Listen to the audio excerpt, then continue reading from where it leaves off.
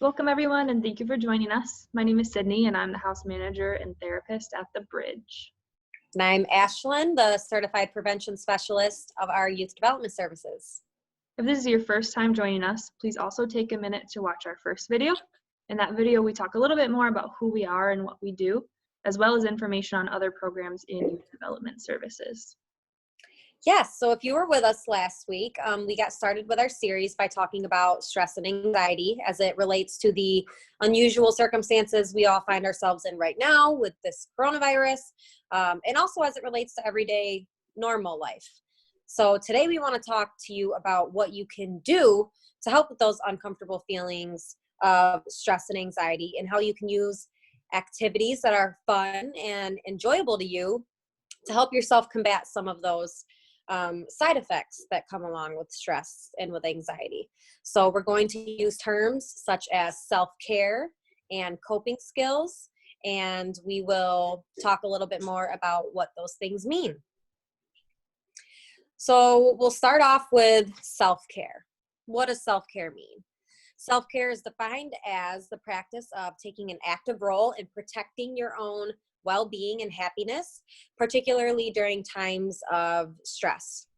So taking time to ensure that you are doing things that make you happy can in turn help you feel less stressed or anxious. Why does self-care matter? Well, for one, we just talked about it helping you to feel less stress, but it's important for a number of reasons. It reduces the negative effects of stress or other overwhelming emotions. As we touched on in our first video, a small amount of stress or anxiety can actually be helpful for us. It helps us to get things done that we need to accomplish, like studying for a test that's coming up or practicing for a big game. However, too much stress or anxiety eventually begins to break down your mind and even your physical body. Practicing self-care means keeping the stress or anxiety from taking over so that you can function normally and complete your everyday tasks. Self-care also helps us to avoid burnout, which is when you become so stressed or overwhelmed that you just give up on doing something that you're working on, or stop trying to finish things you need to finish.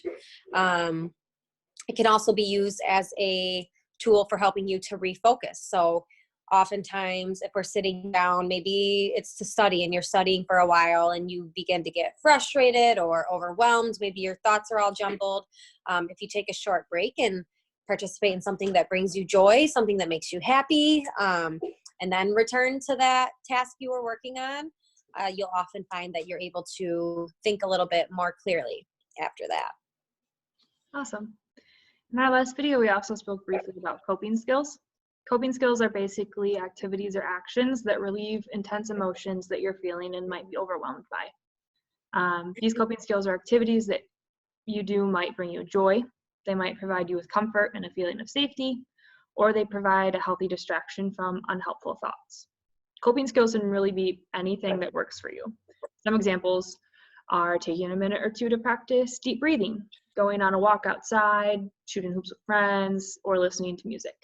Coping skills are all about what works to make you feel calm or feel safe. Finding what those skills are that work for you might take some trial and error, because what works for you might not work for me, and vice versa. You also might find that certain coping skills might work for one specific emotion that you're feeling and not for another. So what helps me when I'm feeling angry might not help me when I'm feeling sad. To find your coping skills, start with the things that you already know make you happy or help you when you're feeling overwhelmed, and then begin exploring other options. Everyone has coping skills that they use every day already, even if they don't know it. Those skills just might not be helpful, or they might not be working well, or they might do a great job of helping cope with your emotions, but there's other consequences that come along with them. An example of that might include using substances or punching things when you're angry. Coping skills can be really helpful at relieving intense emotions and still be unhelpful overall. It's important to evaluate the skills that you use, especially the ones that you don't know you're using, and see if they're really still working for you and having the intended overall outcome.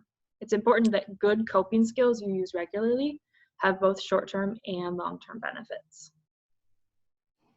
Yeah, so how do we know if a coping skill is working for us or not? Something that has worked for people, something that I myself have done, is before you begin practicing your chosen coping skill or your self-care skill, take a minute to think about and write down what you're feeling. Maybe it's you're rating how you're feeling on a scale of 1 to 10. Maybe you're rating your happiness on a scale of 1 to 10. Maybe you're rating your anxiety or your sadness on a scale of 1 to 10, your stress. Maybe you just write down the specific emotion that you're experiencing strongest at that moment. Then take about 10 minutes to engage in the coping skill of your choice. Maybe that's playing your favorite sport, singing, dancing, reading. The possibilities are endless. After about 10 minutes, take some more time to consider how you're feeling now. So on the screen, we have a worksheet that I found. It's just an example of a sheet you could use to help keep track of this. You can create your own if you'd like, if that's easier for you. After you finish practicing your skill, return to your sheet that you created or your worksheet that you're using, and rate your emotions again. And compare that to what you wrote down before you began practicing your coping skill. Did your stress or anxiety go down? Did your sadness decrease? Did your happiness increase? How or what do you feel after putting this coping skill to practice? If your emotion was not lessened at all, or your rating did not go in the direction you wanted it to, whether that's up or down, maybe that specific activity isn't very helpful for you when you're feeling overwhelmed. So try a different activity next time. It may take some trial and error to figure out what really works for you, and that's okay. Again, if you'd like to use this sheet, you may, or if you'd like to create your own, you may do that as well.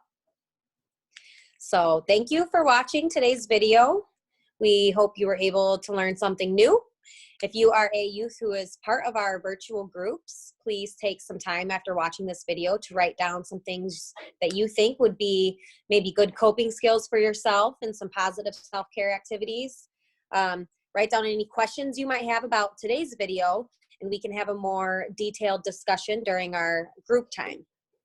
If you are not part of our virtual groups, but you would like to be, we are sharing our contact information on this screen for you to write down. All you have to do is give us a call or send us an email, and we would be happy to get you connected to a group of fellow peers for ongoing support during these unusual times. We look forward to seeing you next time.